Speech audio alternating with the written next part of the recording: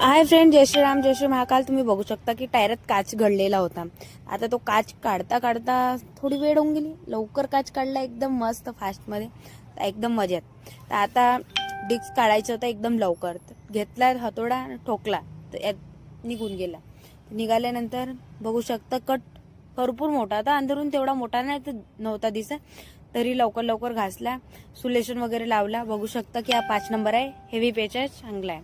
त्याला बरोबर चिपकून द्यायचा होता. चिपकवल्यानंतर बघू शकता कसे चिपका लागते एकदम फ्रीली. तर दादा म्हणे लवकर लवकर करून दे, आम्हाला कचरा आणायचा आहे बा म्हणून. मी म्हणलं ठीक आहे. तर कचरा वगैरेची गाडी होती ते.